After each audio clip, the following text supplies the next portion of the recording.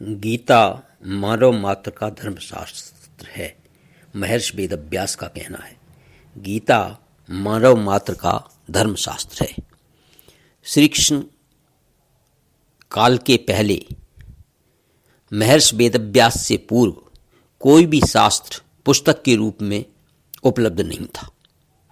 सूत्र ज्ञान की इस परंपरा को तोड़ते हुए उन्होंने 4 वेद, ब्रह्मसूत्र, महाभारत, भागवत एवं गीता जैसे ग्रंथों में पूर्व संचित भौतिक एवं आध्यात्मिक ज्ञान राशि को संकलित कर अंत में स्वयं ही निर्णय दिया। क्या निर्णय दिया?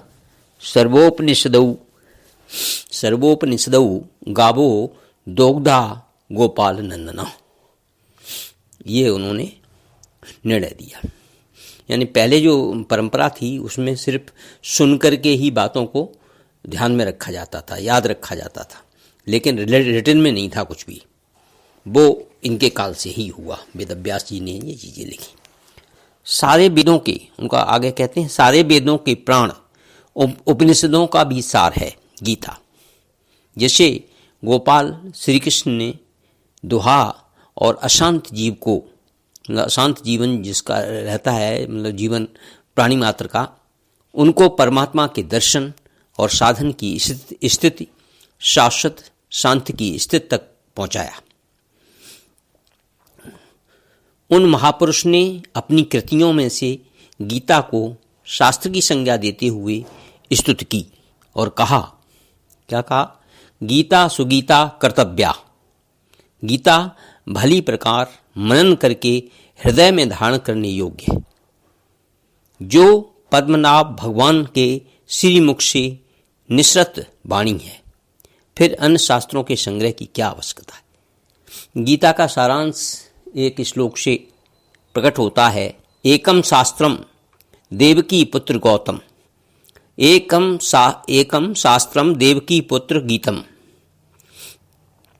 एको देवो देवकी पुत्र एव, एको मंत्रस्तस्य नामानि यानि कर्माप्येकम तस्य देवस्य सेवा।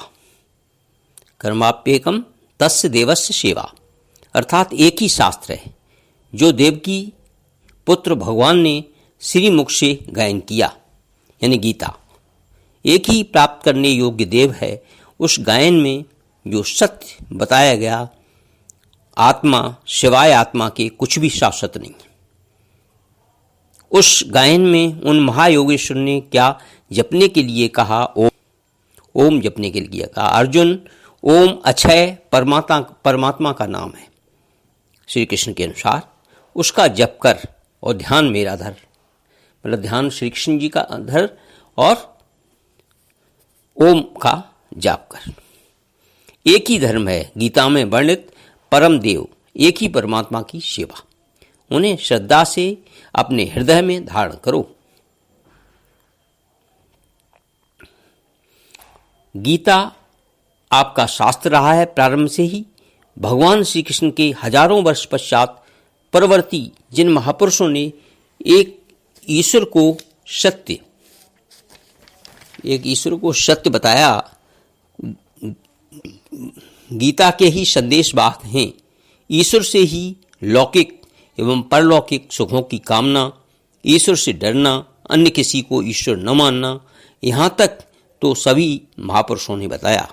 किंतु ईश्वरीय साधना, ईश्वर तक पूरी दूरी तय करना, यह केवल गीता में ही सांगोपांग क्रमबद्ध सुरक्षित है।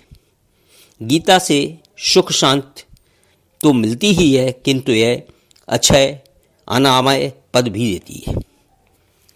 अब हम चर्चा करेंगे गीता के सिद्धांत। पहला, सभी प्रभु के पुत्र। सभी प्रभु के पुत्र, तो वेदव्यास जी का कहना है, ममे वांसो जीवलोके जीवभूता सनातना, मनः षष्ठानि इंद्रियाणि प्रकृतिस्थानि कर्षति। यानी सभी मानव ईश्वर की संतान है। दूसरा, मानव तन की सार्थकता। अनित्यम सुखम लोकमिमं प्राप्य भजस्व माम, अर्थात सुख रहित क्षणभंगुर किंतु दुर्लभ मानव तन को पाकर मेरा भजन कर, अर्थात भजन का अधिकार मनुष्य शरीरधारी को ही है। तीसरा, मनुष्य की केवल दो जातियां हैं। दौ भूत सर्गौ लोके अस्मिन् देव आसुर एव देवौ विस्तरसः प्रोक्त आसुरम पार्थ में शृणु, अर्थात मनुष्य केवल दो प्रकार के हैं, देवता और असुर। जिसके हृदय में देवी संपत्ति कार्य करती है वह देवता है, जिसके हृदय में आसुरी संपत्ति कार्य करती है वह असुर है।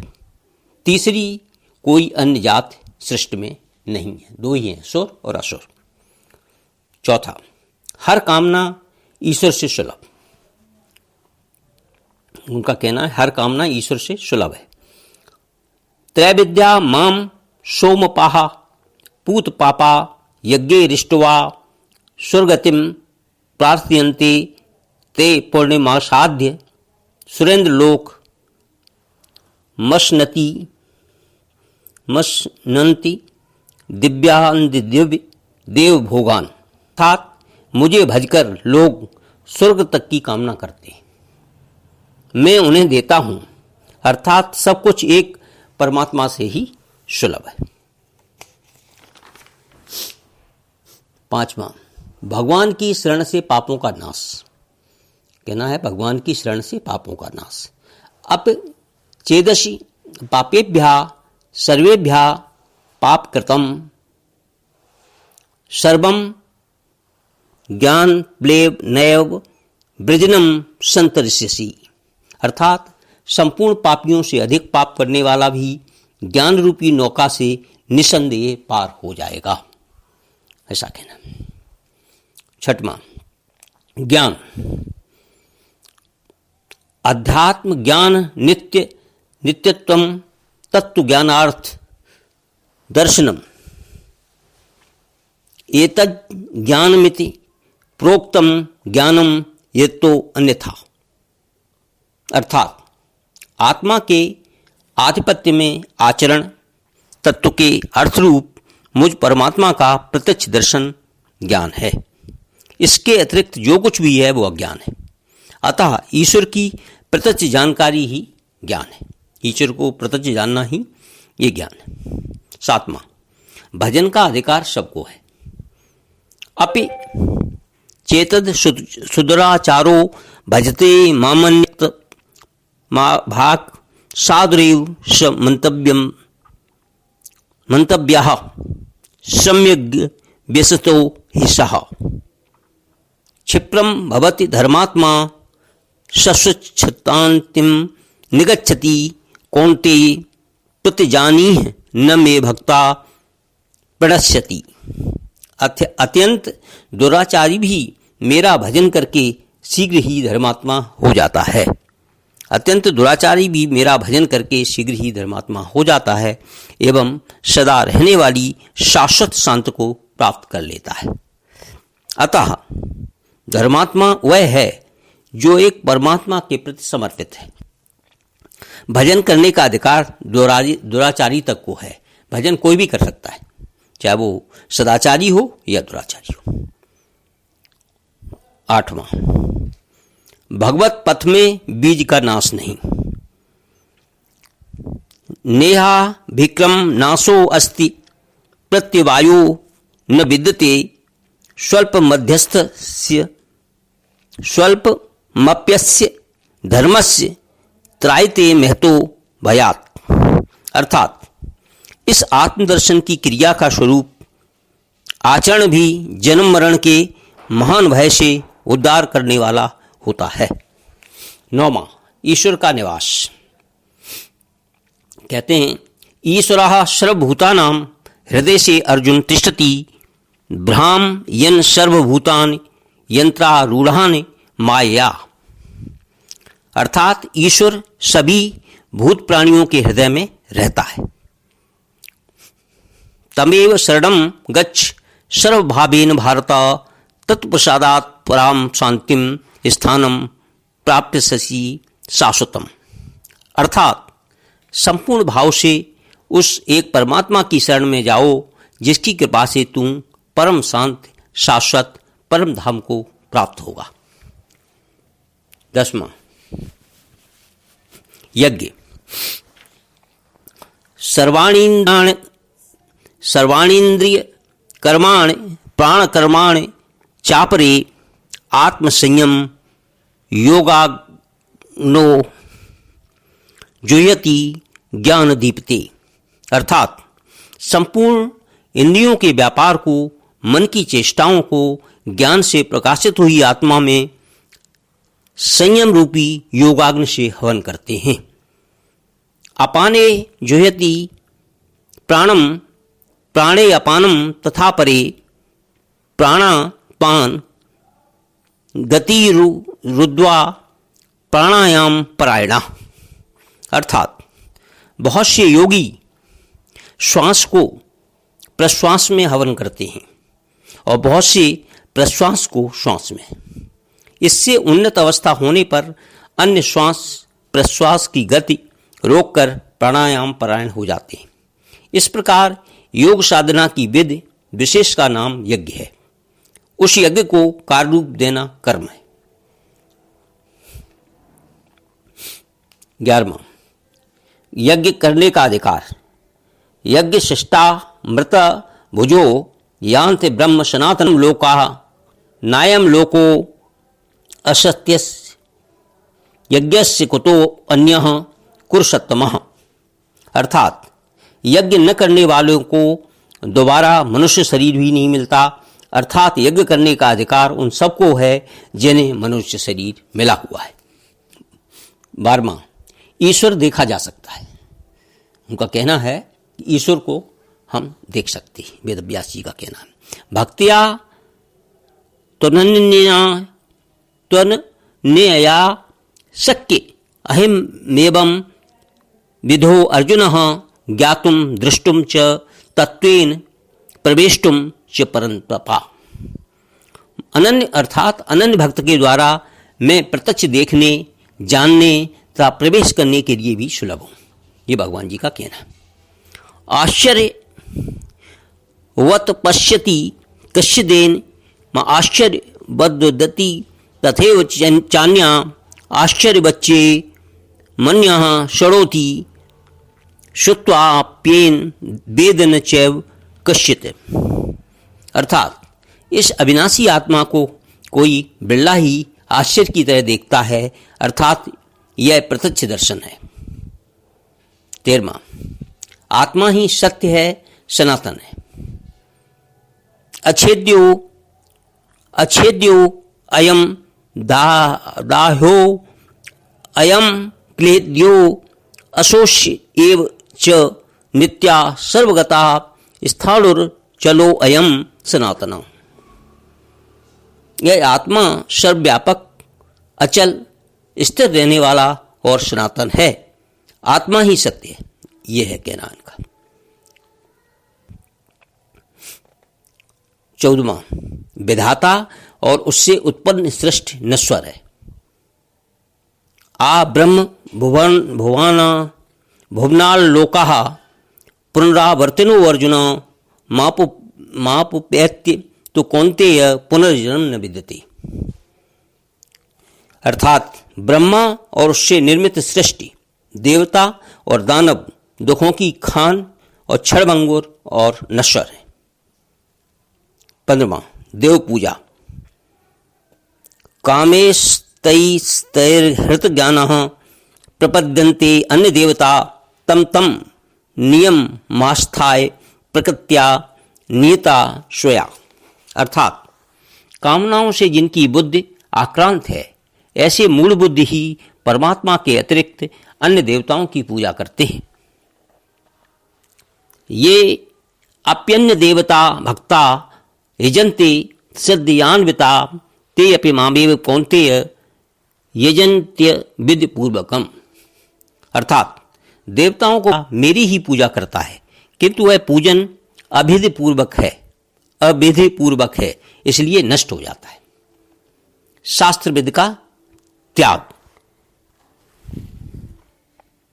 अर्जुन शास्त्र विद को त्याग कर भजने वाला सात्विक श्रद्धा वाले देवताओं को, राजस पुरुष यज्ञ राक्षसों को और तामस पुरुष भूत प्रेतों को की पूजा करते हैं। किंतु कर्ष्यन्तः शरीरस्थं भूतग्रामं चेतसः मां चैवान्तः शरीरस्थं तानि वद्या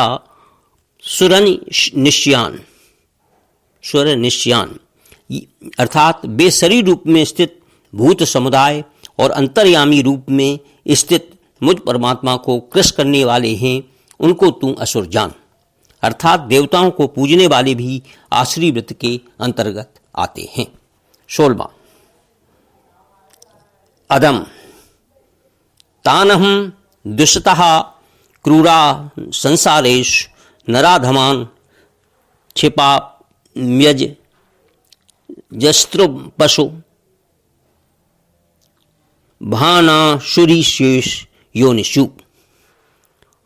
अर्थात योग्य यज्ञ की नियत विधि छोड़ कल्पित विधियों से यजन करते हैं, यज्ञ करते हैं, वे ही क्रूर कर्मी पापाचारी तथा मनुष्यों में अधम है, अन्य कोई अधम नहीं है।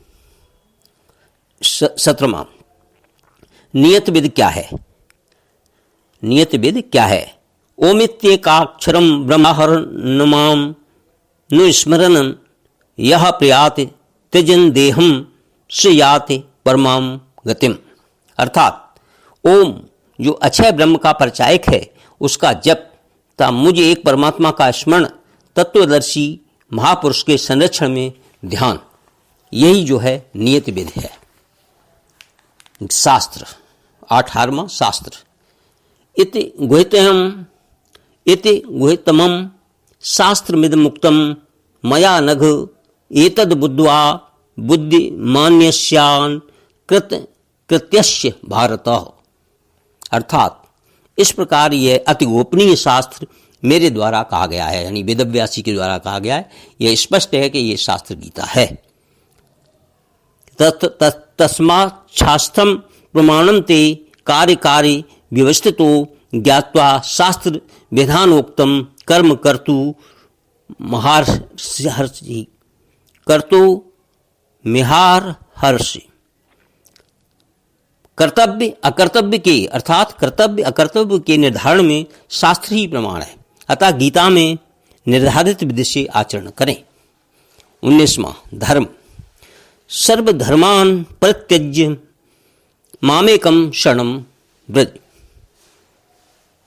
सर्वधर्मान् परित्यज्यम मामेकं शरणं व्रज, अर्थात धार्मिक उथल पुथल को छोड़ एकमात्र मेरी शरण हो। ये कृष्ण जी का कहना है, जो एक शरण हो जा, धार्मिक उथल पुथल को छोड़ एकमात्र मेरी शरण हो जा, अर्थात एक भगवान के प्रति पूर्ण समर्पण ही धर्म का मूल है। उस प्रभु को पाने की नियत विधि का आचरण ही धर्माचरण है, और उसे करता है वह अत्यंत पापी भी शीघ्र धर्मात्मा हो जाता है। ऐसा है कहना है कृष्ण भगवान का अर्जुन से। 20वां धर्म प्राप्त कहां से करें? धर्म प्राप्त कहां से करें? ब्रह्मणो ही प्रतिष्ठाम अहम मृतस्य व्ययस्य च शाश्वतस्य च धर्मस्य सुखस्य कांति कस्य च, अर्थात उस अविनाशी ब्रह्म का, अमृत का, शाश्वत धर्म का, अखंड एक रस आनंद का मैं ही आश्रय हूं, अर्थात परमात्मा स्थित सद्गुरु ही इन सब का आश्रय है। कहा गया है, इसीलिए कहा गया है, विश्व के सारे धर्मों की सत्यधारा गीता ही है, अर्थात गीता ही सर्वोपरि है। यही धर्म शास्त्र है जिसमें हमें ये वेदव्यास जी के 20 सिद्धांत गीता उन्होंने लिखी, उसके ऊपर आधारित ये 20 सिद्धांत हैं। इनका जो लोग पठन पाठन करते हैं या श्रवण करते हैं उसको ज्ञान की वृद्धि होती है और पुण्य का प्राप्त होती है, सभी कामनाओं की पूर्ति होती है। ओम श्री परमात्मने नमः। ओम श्री परमात्मने नमः इति।